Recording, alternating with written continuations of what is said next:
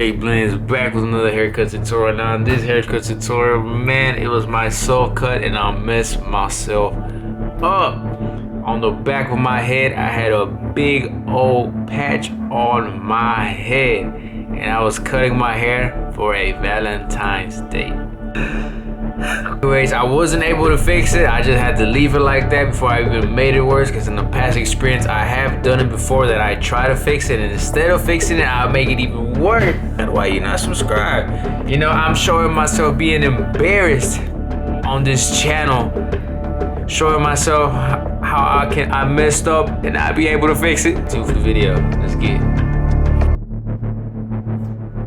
Rudy A Blends back with another haircut tutorial. Now this haircut tutorial is a self-cut, but like I mentioned before, I did mess up. I was mostly in a rush.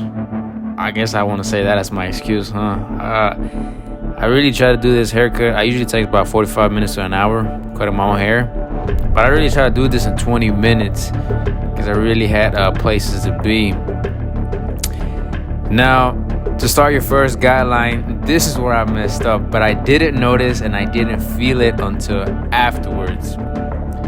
So what it is that I like to do like a mid to high fade, but on the back I went up too high than normal, because usually I leave the guideline below my ear, and as you can see, that's not below my ear, and I do it specifically because on the back of my head, towards around my occipital, that's not really my occipital bone where my head tends to round out.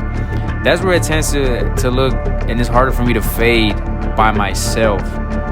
It's usually easy because I usually do just clipper over comb with a regular customer, but with myself it's kind of hard to do clipper over comb. So I feel like this is not my worst haircuts that I've done on myself. I usually had even worse before. I had one time the guard had came out when I was doing with the number one guard that had came out by accident. I thought I had clipped it in hard, and then instead of doing a number one guard, I did with the lever all the way open. So that was an extremely high fade, and I even had a patch on my back of my head before too. But this is not the worst self haircuts that I've done. But by far, this was the worst timing haircut because it was supposed to be for Valentine's Day. It was crazy. It was bad. I had a bunch of lines than normal on my haircut, but I was just so, I guess I was just so like, man, I can't do this anymore because I'm gonna mess up. Because usually when I feel like I'm on the borderline of just throwing the clipper away, I'm just like, all right, I'm done. That's it. And right here, as you can see, I'm doing my first guideline with the lever halfway open. And man, I was stretching it behind the back. I was going about an inch high. And like I said, I didn't feel it that I was going too high until afterwards. Like right now, it's funny, but at the moment, man, I was panicking. I was like, oh snap. I was like, man, I'm a barber, I can fix this. But nah, I couldn't. Because in order to fix it, I had to go a little bit higher. So I was like, you know what, just leave it like that. So my second guideline, it's gonna be with the number one guard with the lever open, and don't be afraid to stretch out your guidelines. But if you do your self haircut and you like more compressed fades, then by all means go ahead and do the guideline a little bit shorter, less than an inch.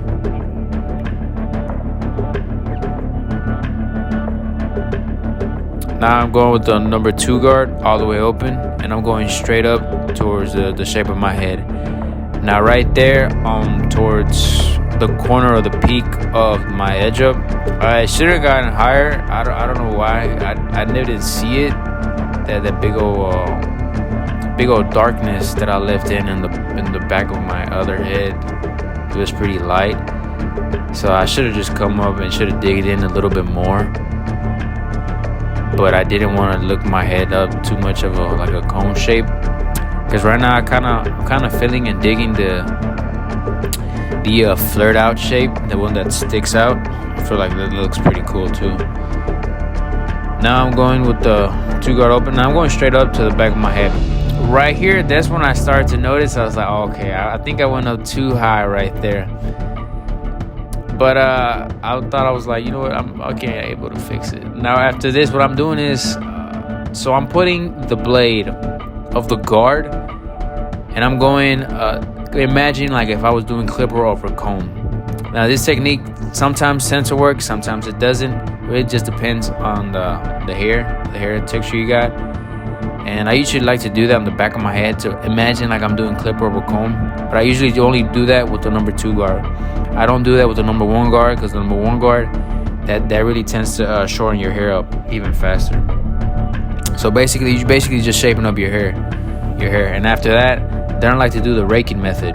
So what the raking method is, I like to put all the hairs just on the corners of the teeth of the guard, and I just go straight up towards my head shape. But I don't dig in. I only go towards whatever direction I want to.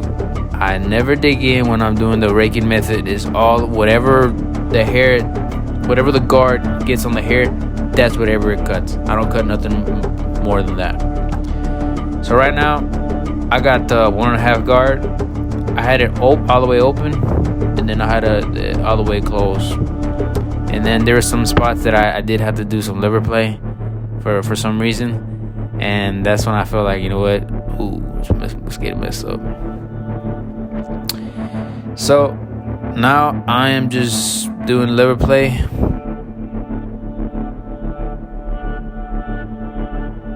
Now, by all means, if you're afraid to cut your hair, this tends to happen sometimes when you cut your own hair.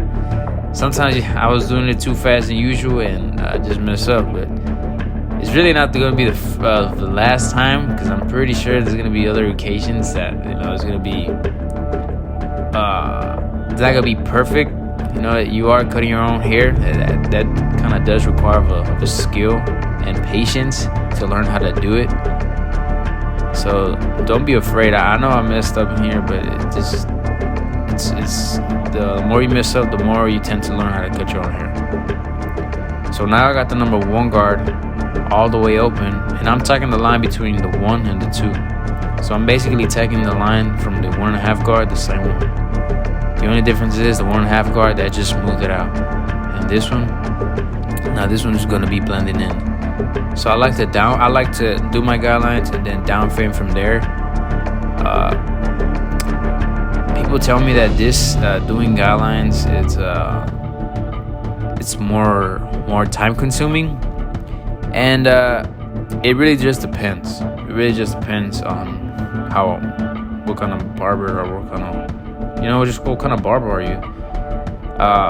I've known some people that do guidelines and they still take like an hour, and I know some people that down fade and they still take an hour. It just really depends.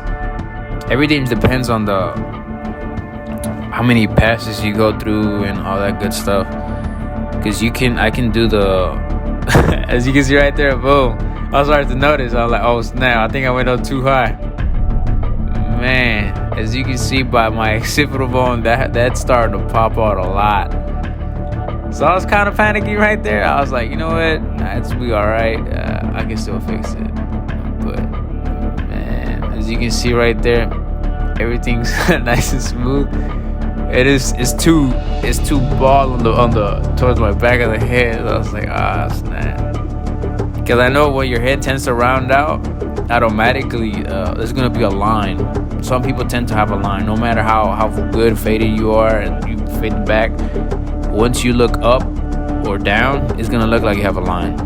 That's just you can't change that. That's just the shadow of the hair, and I don't like that shadow. That's why I tend to go lower than usual. But now I got the half guard, and I'm going with the lever closed, halfway and open. So 3 steps that I use to take out these lines. But as I was saying, I used to down fade and I used to take 30 minutes, but I never wanted to do guidelines because I was like, you know what, that takes too much of the time. It's just ridiculous. But in reality, it kind of sometimes help you do faster. Sometimes you know where to attack the line and where where exactly to end the fade and where exactly not to end the fade, where actually don't pass the fade. And when you're down fading, that tends to have more experience because you really have to know, okay, where I left that, okay, where can I leave the guideline, okay, I can't pass this line, but at the same time, you're not seeing guidelines, so you have to imagine it. And which is cool, you know. But what I did a lot when I was in a rush, I always tend to down fading because it's quick, it really is. But when you down fade, you go too fast, I always tend to losing myself. I was like, okay, I don't know where I'm at. So then I'll be like, okay, I just make a guideline and then I'll go back to it. And when I'm making a guideline, then I'm defeating the purpose of down fading, then I'm wasting time at that time. So now we have the lever all the way closed. Now this first line is the easiest line. This first line, by all means, it should be the easiest line, the guideline that you should take out. You can take this guideline with the lever closed. If my clippers are 0 gap, not my trimmers, with the lever closed halfway and then open. All you gotta do is use your corners and just take it out from there. As you can see, the blend is coming in. It's pretty smooth.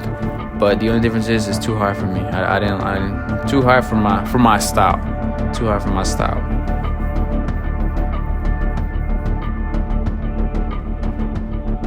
But like I was saying, as you can see right here, boom.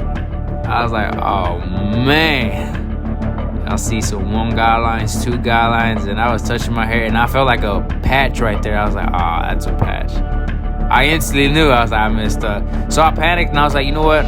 Do clip roll comb. Because that's what I usually do on customers. And that didn't work. So I was like, as you can see right there, I even made it even worse. So what I did is I grabbed the number 2 guard. It's just my head tends to round out right there. I didn't want to dig in because I wanted the squared shape as much as I could. But I had no other choice. I had to dig in. But once I dig in and I look from the sideways, I do tend to look kind of weird, at least for my personal liking. So I was like, oh man. So what I did is I grabbed the number 2 guard and went straight up, tried to do the raking method, and as you can see, it even came out worse. And that's how you know I messed up. You know you messed up. You gotta step back and look at the blend. From far away, you can still see the little white patch right there. So I don't know what happened. The camera died and I didn't care. I just kept on trying to fix it, and the blend came out like this. You can still kind of see the patch. Not really, but I did what I could. This was really 8 blends, man. This is funny. And stay blessed.